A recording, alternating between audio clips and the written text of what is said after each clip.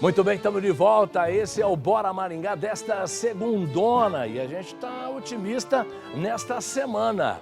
E olha quanta honra, a gente já recebeu na segunda-feira, logo cedinho, um maringaense ilustre, né, que orgulha o povo de Maringá e do Paraná. Senador Sérgio Moro está aqui conosco. Senador, bom dia antes de mais nada. Bom dia, é um prazer estar aqui com você, Léo, falando no seu programa. O senhor está de passagem e aí a gente acabou, falou, o senador está aí não, traz ele aqui para falar um bom dia, né? Tomar um café conosco aqui.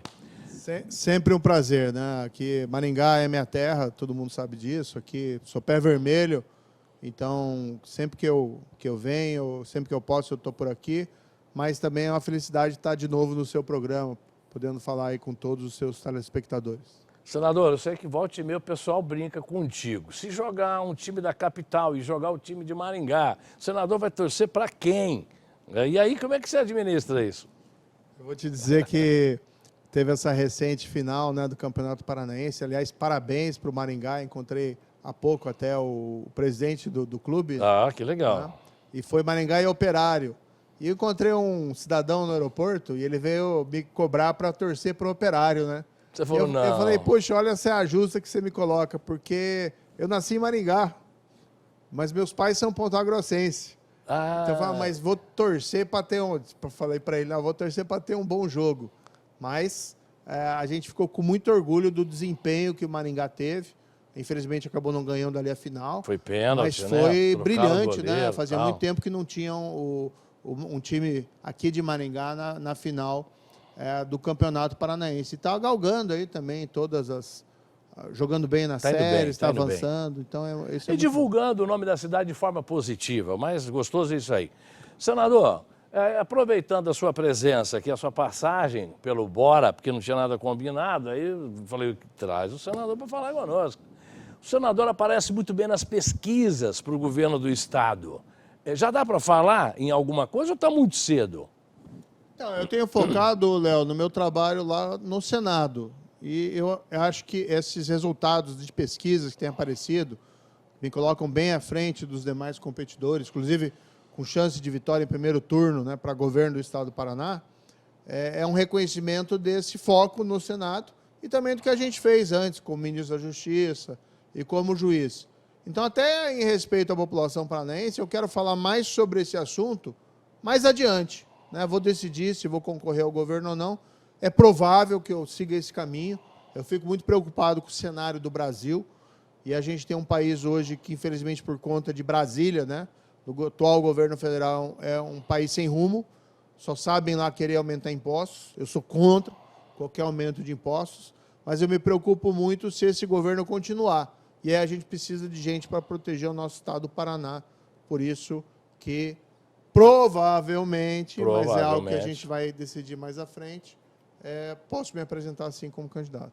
A situação do senador é delicada? É boa, claro, maravilhosa, porque em algumas simulações ele aparece com mais de 50% da intenção do voto do paranaense para colocá-lo lá no Palácio para ser o nosso governador. Mas é muito cedo para falar, né? Porque aí os concorrentes podem ficar magoados. Ah, o senador está fazendo campanha antecipada, para desmistificar isso aí tudo. A gente nem faz isso, Né? E qualquer pessoa pode se apresentar como pré-candidato, isso não tem nenhuma ilegalidade. Mas o fato é que, assim, até para respeitar o paranaense, né, preciso trabalhar no Senado. Então a gente aprovou... Sou senador. Né? A gente aprovou projeto aí relacionado à criação do narcocídio, que é um crime para punir mais rigorosamente traficantes que pratica assassinatos com uma pena elevadíssima, com algo diferente. Aprovei, relatei com muito orgulho um projeto da minha esposa, né, deputada federal Rosângela Moro, na área da saúde, que é um projeto essencialmente importante para arejar o órgão que decide lá no Ministério da Saúde sobre a inclusão de novos medicamentos e tratamentos no Sistema Único de Saúde. Então, a gente tem bastante coisa para fazer, além de se opor a esse atual governo federal. Então, por exemplo, vamos, provavelmente nessa semana, derrubar o decreto lá de aumento do IOF. Que o pessoal... mas que imposto é esse, né? Que imposto é esse? Não, esse é imposto que encarece o crédito, que encarece o financiamento, que encarece o empréstimo que o cidadão comum paga. E o brasileiro não aguenta mais. Não, e trava imposto. a economia, né, senador? Trava a economia. Senador, falando nisso, em governo federal, como é que você vê essa situação do INSS, esse roubo?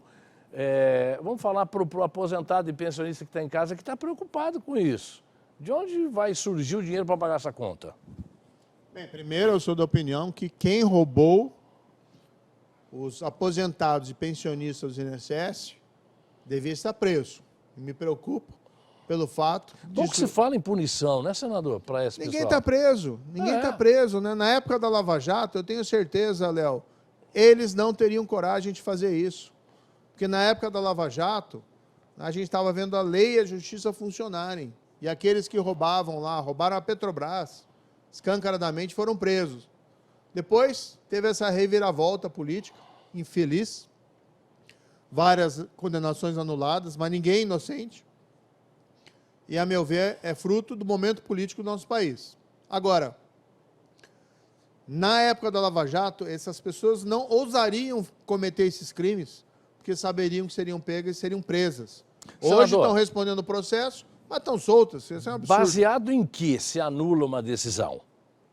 Aí eu vou entrar na sua seara, que é o jurídica. Porque algumas decisões suas foram anuladas, mas usaram como que subterfúgio para poder... Bem, até é bom explicar, porque, na verdade, a anulação não tem justificativa, a meu ver, jurídica. Até porque não foram só minhas. Teve condenações que eu julguei como juiz de primeira instância, confirmadas pelo tribunal lá em Porto Alegre, algumas confirmadas pelo tribunal em Brasília, o STJ.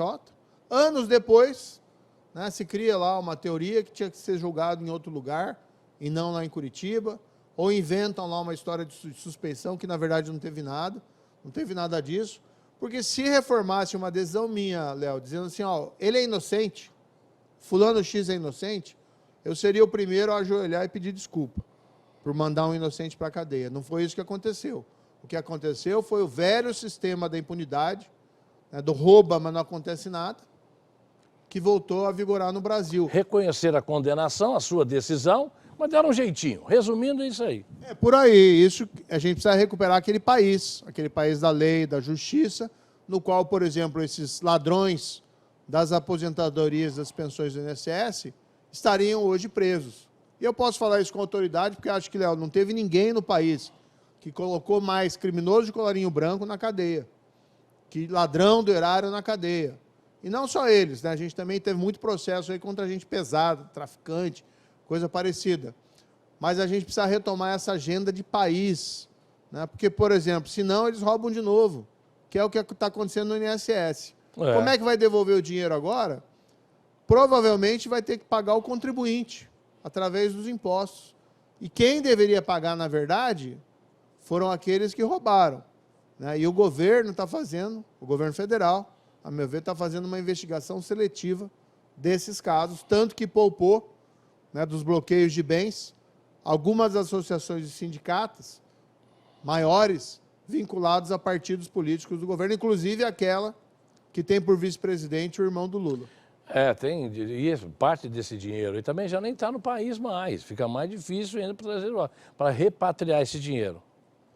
E o rombo foi muito grande, né? Tem uma estimativa de que foi cerca de 6 bilhões descontados ilegalmente dos aposentados e pensionistas. Eu cheguei a ver um desses estudos, Léo, que chamou atenção. Pegaram lá 1.200 aposentados e pensionistas por amostragem. Não tem como ouvir todos. Por amostragem, que tinham sofrido descontos, e 76% deles sequer sabia que a aposentadoria e a pensão estavam sendo descontadas. Pequenos valores, eles não têm mais acesso ao lerite no papel, não perceberam, mas quando você vai juntar o total, 6 bilhões de reais, é muito dinheiro. Por isso que eu digo, tem que bloquear os bens dos culpados, suspeitos, tem que decretar prisão preventiva desse pessoal, tem que ter rigor na aplicação da lei, senão o crime vence, senão o crime cresce. A gente tem que continuar acreditando na justiça ainda, apesar de tudo. Senador, obrigado. Eu sei que você tem outros compromissos, a agenda aqui em Maringá. Eu agradeço muito a sua presença, uma ótima semana, né? de visitas, de andanças e lá no Senado também. Perfeito. Muito obrigado, Léo. Foi um prazer. Tá certo. Falamos com o senador da República, o maringaense Sérgio Moro. A gente fala com o maringaense, a gente tem que falar, tá? Obrigado pela visita, uma ótima semana, tá bom? Sérgio Moro falou com a gente aí, olha só que legal.